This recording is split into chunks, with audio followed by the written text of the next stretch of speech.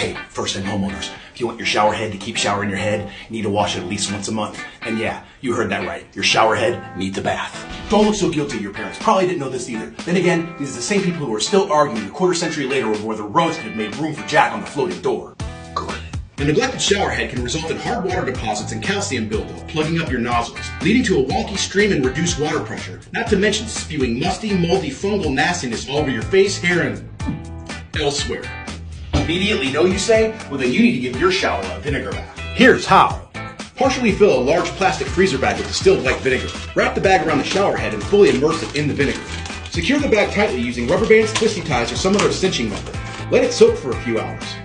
Remove the vinegar bag. Run some hot water to flush the hole. Scrub the spouts with a toothbrush. Wipe it all down with a wet cloth to remove lingering debris and residue. And there you have it. Your shower head and your conscience are clean.